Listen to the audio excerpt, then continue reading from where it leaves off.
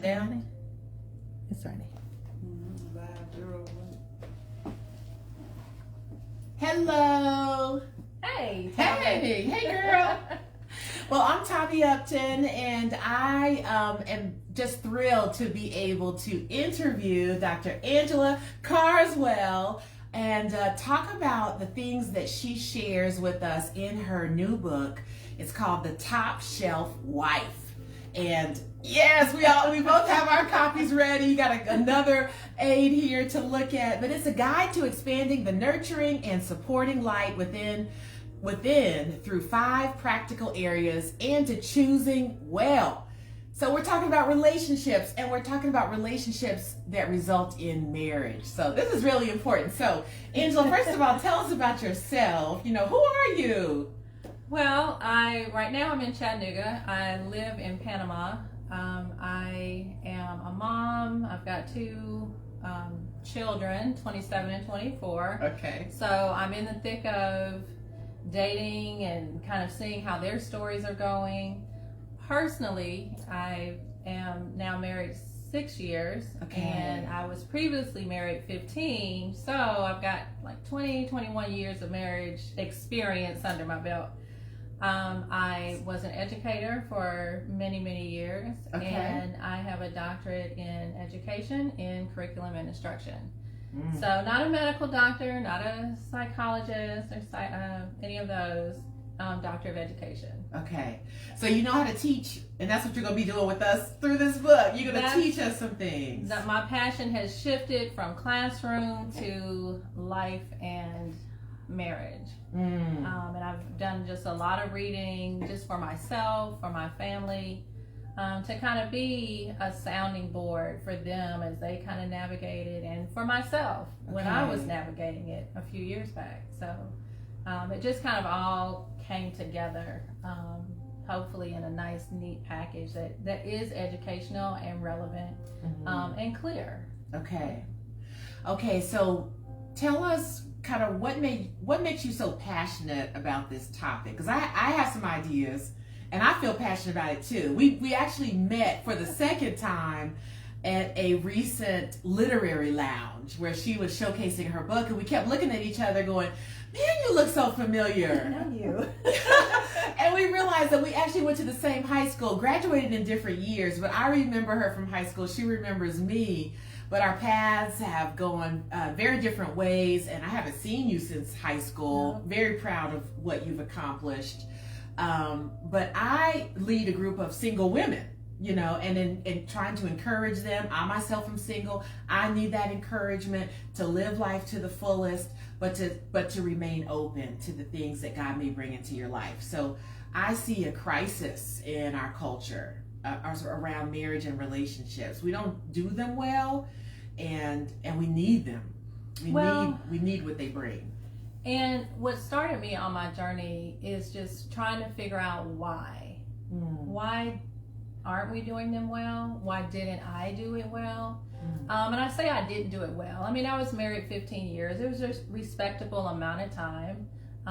My ex-husband and I wouldn't say that we're friends, but we're very cordial. We co-parent, we have discussions. And so it's a very responsible relationship between the both of us. But that is what it was. Like, it ended in divorce. And my children in their 20s were just having somewhat of a disastrous time. In 2 different ways. Okay. My son, who at the time was in the Army and was having cycle after cycle of toxic relationships, and I'm like, you just weren't raised this way. Like, how is this going on? Like, this isn't you. But it was him. And there were obviously conversations that he had not had. And so it was troubling. Okay. And then my daughter, beautiful, biased as I am, but if you know her, she went to UGA, very much into clubs and social kind of situations. Got a little phone action going on. So we're gonna. Okay. Yeah, there you go. Y'all talk later. Y'all talk later. And it's probably just somebody who sees me on live and Oh, like, really? Hey, by the way, if you're watching live and you want to make a comment or ask a question, we'll check it periodically. So go ahead and put that in the comments. Let us know you're there. So that's always good. Okay, so I wonder why. Now, usually it doesn't ring. Is it an alarm, baby? Okay. And I don't know how to have it on live Uh-huh. and turn it off. All right, so Okay. excuse me, sorry about that. So my daughter, very much into social clubs and so forth in high school, went to college, graduated from undergrad, University of Georgia, graduated as her master's. So kind of breezed through. Yeah, that was easy for her. Right. But when it came to relationships, she was like, guys just aren't interested in me. I have guy friends, I am social, so it's not like I'm, school to house and being a hermit, but guys they don't approach me. So what is it? So when I looked at my trajectory at the time, I was divorced. She was graduating college. My son was in the Army making questionable relationship decisions. I just Hopefully really, they're not watching. They know. They're gonna get you. They They're gonna already get know. you. They Okay. already know me. They already know. So we won't tag you. right, Okay. we won't tag you. If you find it, you find it. So it was just, it just led me to really be passionate about what's going on. What's going on with the generational wealth of relationships. Ooh, the generational wealth of relationships. I don't think we think of our relationships and our marriages and our families as wealth. But they are wealth. They are. And their legacy, they are passed down and they enrich us, or they create areas of poverty, emotional poverty in us. They are. So that's a powerful statement. Yeah. So it really just became like a soul type of situation where I was just like, oh my gosh, what am I going to do? Because now you see. I'm sorry. That's okay, because it shows the value, how intense this is, and the value of it. Yeah, and I know I'm not alone because if you, people, just family and friends and so forth, you as a mother you take on your children's burdens, and so, and it wasn't just their burdens, but me, I can be fine, but when you see children going through things and you see their friends going through things, it's just. Me, I just really take it on. So that's kind of where this came from. You're like, I got to do something. And you became a woman of action. I love that. I appreciate your compassionate heart and your mother's heart. And we can have a mother's heart for other people's children too. For sure. And so you're looking out at that generation. And it's our generation too, quite honestly. I don't think my parents had any idea that their daughter would struggle. Really, all of us struggled. We got some Kleenex coming. Thank you. My siblings struggled too with some painful things that happened in their marriages, and then me not getting married up till now. Still have life to live, but I feel like we represent a lot of people, millions of people. And just like, our country is set up with systems. And so we have systems of education. Now, who graduates from high school fully aware and immersed in what they want to do in their career? Not the probably minority. Right. The vast minority. They graduate and it's like, I'm not prepared. And so when a child, a young adult leaves your house, I had to ask myself, is my daughter prepared? And even though she has accolades and scholarships and, has people competing to hire her and all these wonderful things that capitalism says are the goal, end goal, her relationship, I had to look at myself, and then I also had to look at my relationship with my mom and figure out, like, did we transfer this information? And when I looked at other cultures, there's a book called Man Leads, Woman Follows, Woman Follows, and Everyone Wins, or something like that. Okay. And the basis of the book is an anthropological study of different cultures and people who have generational marriages from, within 3 generations, all of them were married, and people who remained married.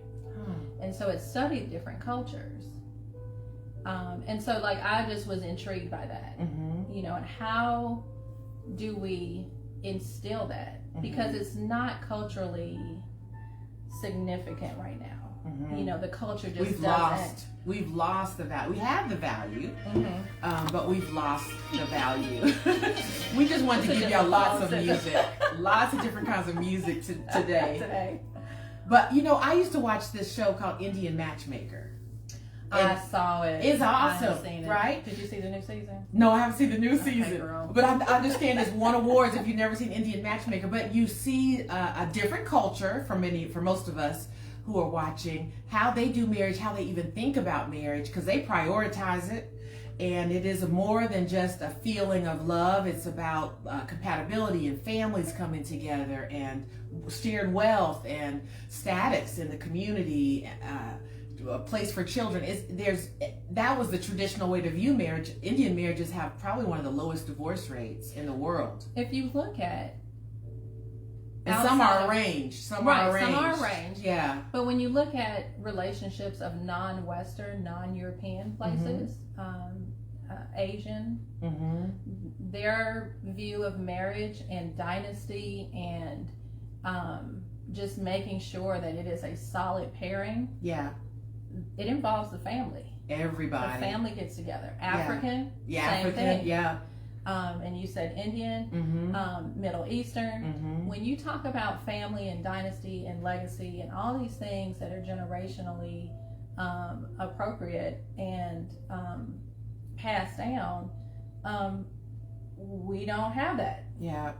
As a European Western type culture, we don't have it, and capitalism doesn't make it a priority at all. Yeah. And so it really just kind of landed with me, I am not a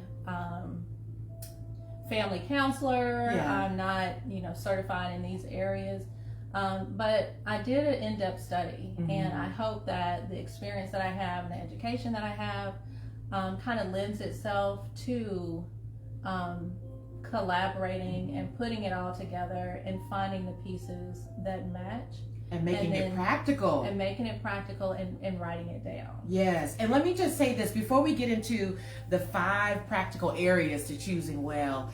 I think I want to just say quickly why marriage is important. Sometimes we forget to say that. Marriage stabilizes cultures, right? It's a microcosm of a culture. And so when children are raised in a wholesome family environment where they are they feel loved, they are encouraged to thrive, there's some they receive things from their feminine side, the mom, they receive things from the masculine side, the man. It helps them form emotionally, mentally. They're more likely to be more educated, to be more well off economically, to just be grounded. And it's not to say that if you grew up in a single parent family that you can't be those things. It's just to say that you are more likely to have those things when you're in a married family relationship. Right. And the fact that they come naturally is important. The book can give you, but this is a workbook, emphasis on work. And so when you talk about marriage and the importance of marriage, we have thankfully a lot going into and a lot of focus on therapy now and mental health. Okay. And so in order to keep those conversations, they're important, don't get me wrong, but to kind of mitigate that and lessen some of the trauma, lessen some of the foundational cracks that we have. You mean going to counseling? Well, just marriage. Marriage is like a healing. It's healing. It's yes. a healing. Okay. Gotcha. And even if it's not a healing, you're less likely to have those traumatic experiences if you're in a family where marriage is done well. Yeah, I agree. So I just want to say real quickly, even though I'm not married, my parents were married for 50 years. I know for a fact I would have been a different person had I only been raised by my mom or only by my dad. Not that they are not wonderful people by themselves, they are, but them together form something different. And I'm grateful for that. And I know that actually I am in the minority right now of how people are raised. But I know that set me up in a way that was very helpful. And so I thank you, Mom and Dad, for that. But not everybody has that. What we're saying is that let's make this a priority again. Let's strive for this and let's prepare. So let's dive into these 5 practical areas. Okay. Yeah, just take us through. Okay. Well, with any practice, it starts with self. Okay. Okay. And so the first practice, if you want to, the 5 of them basically just as the nucleus is self. And then once you have kind of nurtured the spirit in yourself with words of assurance, with some of those just foundational, making God a priority, then you can actually start expanding that life. Okay. I like that. And so the second phase of that is husband and family. Then if you have a program, is the way that it's described in the book. Normally a man brings a program that he is on. He wants to be an entrepreneur. He wants to be a pastor. He has a passion. Okay. And you can, as a Bible principle, women are admonished to respect their husband. Men are admonished to love their wives. Okay.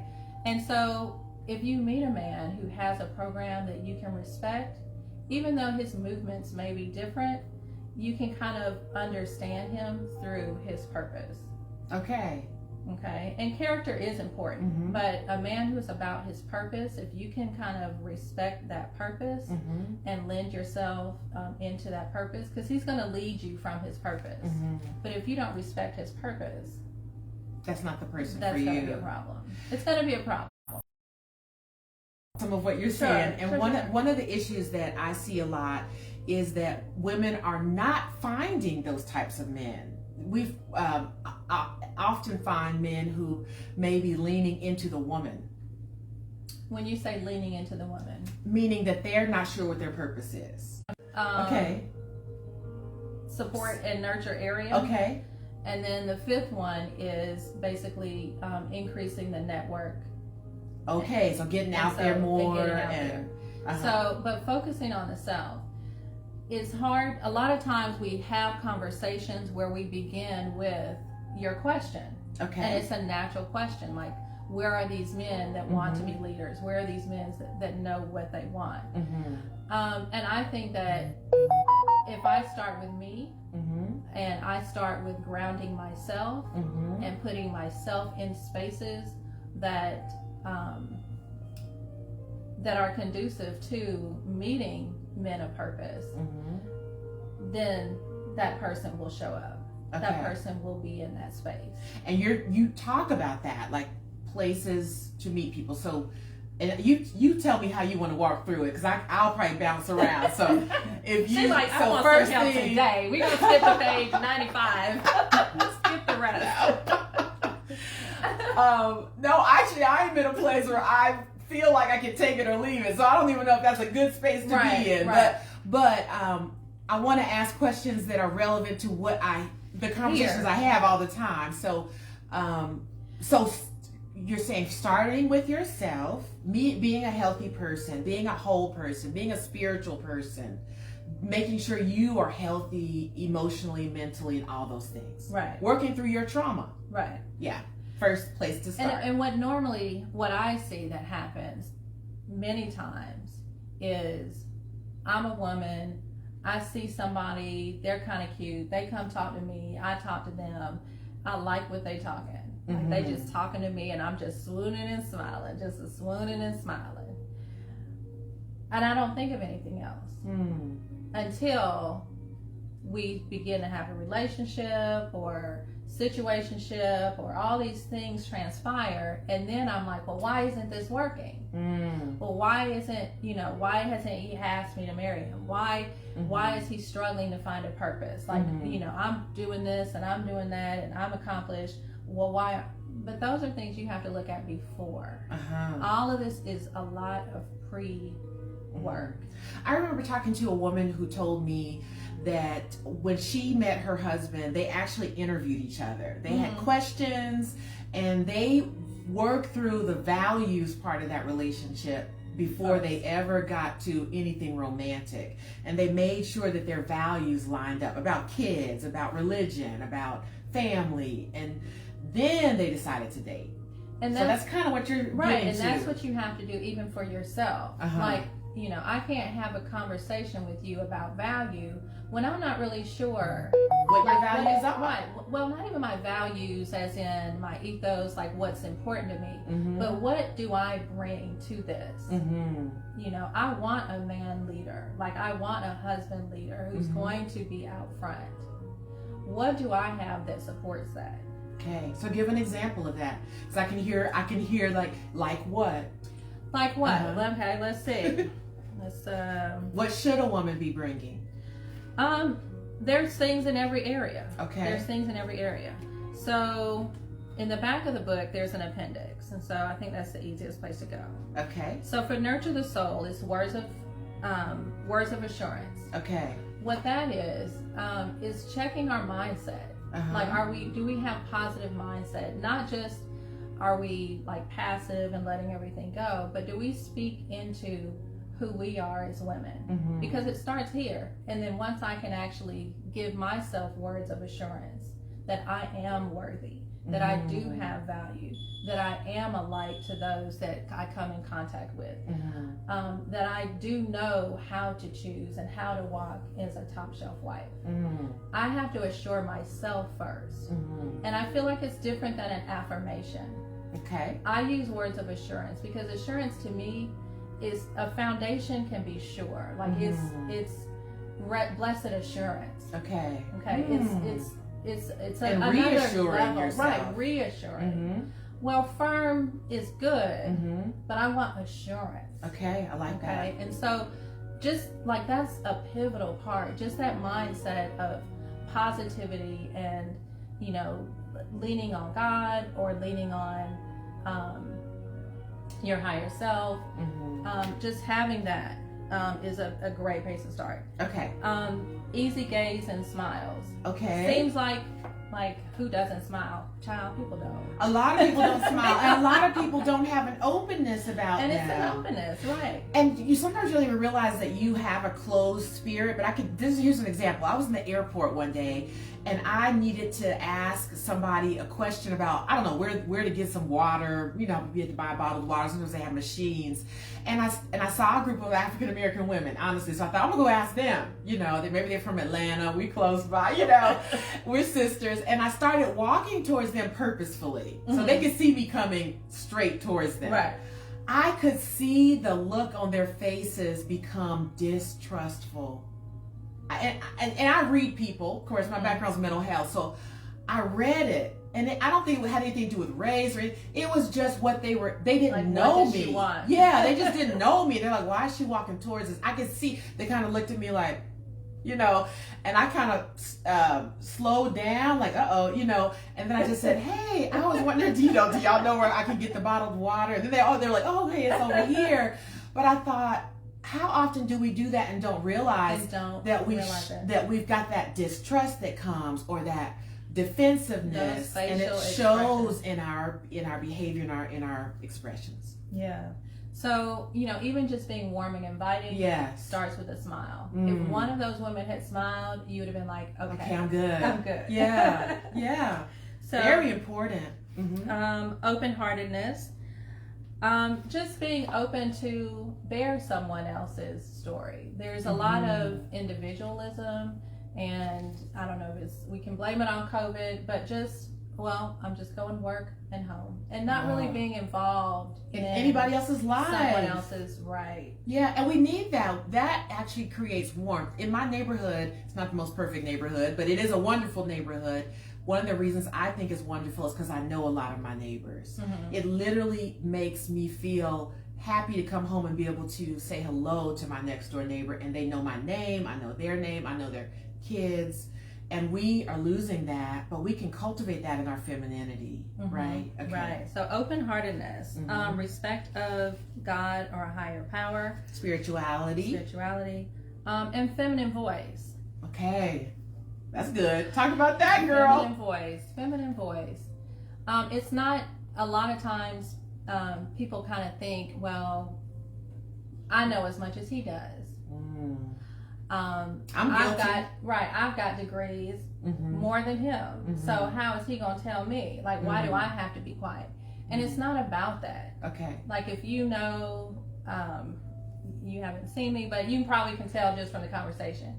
If something is on my mind, it's going to be said, mm-hmm. at some point in time. Mm-hmm. But now, as I've begun to study and begun to realize my impact on my relationships, I understand my feminine voice, and that if I want to be heard, be careful and whisper. Say that again for the people in the back. Say it again. Just be careful and whisper. Be careful and whisper. People hear you. Mm. People hear you. And, you know, it's not about being silent. Okay. And it's not about misogyny or whatever. Mm-hmm. It's just that I want to be heard, but I don't have to yell to do it. Okay. And you don't have to force your way. I don't have to force my way. Mm-hmm. You know, and it takes time to learn to communicate that way, mm-hmm. with men and with people. Okay. But having that feminine voice is just, again, a level of assurance, mm-hmm. that I'm not all up in arms, that I'm not, and like just in the talking, like, mm-hmm. I've transitioned my voice, mm-hmm. into, now I don't always talk like this, and okay. I'm probably talking louder because I want to make sure. Yeah, I was gonna say we have to talk loud, and I'm right. a loud talker anyway. Right, so. But you know, having that feminine voice may mean waiting. Okay. It may mean figuring out how to say it. Mm-hmm. It may figure out, like, maybe I shouldn't say anything, maybe I should wait. Mm. But having a feminine voice allows you at least to be upfront, even though you may not be talking to him or talking to other people. Having it with yourself, mm-hmm. and just assuring yourself, speaking well to yourself, lovingly to yourself, all of those things. Okay, I love this. And again, if you're just joining us live, we are talking about this book, The Top Shelf Wife, with Dr. Angela Carswell, and we're looking at these practical areas to choosing well, to becoming a top shelf wife. I said we would look to see if anybody commented. Let me just get up really quick and see if anybody has commented, because we're going to do a book giveaway before we close today. And I do see Sabrina watching, and Marty, and I'm not able to see everybody. I'm so sorry. I think Chug is there, or Chook, maybe some other people, Bling. So thank you so much. If you guys make a comment, we are going to choose, even if you're watching the after show, basically, we're going to get in contact with one of you, and one of you is going to win a copy of this book, and it's already autographed for you. So in closing, what are the maybe last things you would like to share to just encourage those who are watching about the importance of becoming a top shelf wife, and how to do that? Okay. A top shelf wife is not about standing tall and looking down. It's just more about aspiring to impact the people around you, starting with yourself. Hopefully, if your goal or your mission, your desire is to be married, your children. A lot of times, even if you have children already, you may be in your 40s or what have you, and you have children already, you still, with or without a husband, you know, having that mindset of being a wife, even though I'm single. Oh, I love that. Do it now. Do it now. Because when he knocks on the door, are you ready? He may not be in a position to say, I'll wait for you to get ready. You know, he knocks on the door, I'm 40, 45, you should be ready.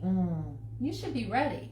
You know, you should have your homemaking together. You should have your feminine voice together. You should have areas of business that you can lend to whatever his purpose is, organization. It's 5 practical areas and they're umbrella areas, but there's 25 specific tasks. And so there's 5 tasks in each area. Okay. And they're just suggestions. You know, I can't tell you suggestions to develop. And I don't want to be the one to say, well, you need to do A, B, C, and D. No. You have to authentically walk in your own top shelf behaviors.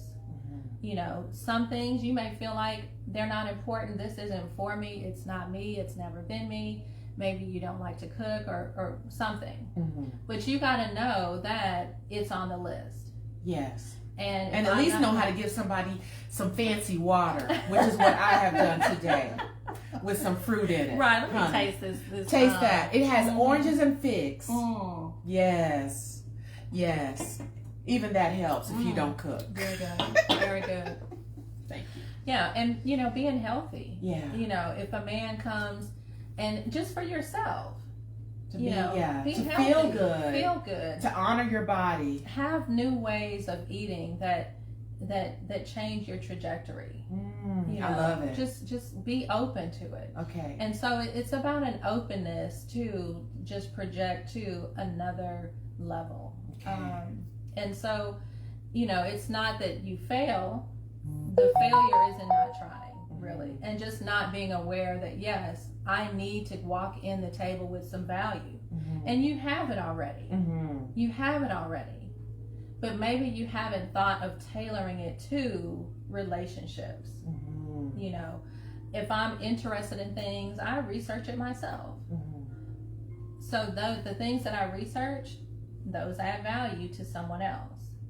And the experiences that I have, they add value to who I am and what I can give to a family or the community. Okay. And so it's just being aware and mindful of all of the different areas that we do impact others and that we can control so that we can just have a better opportunity, create better opportunities for connections with people.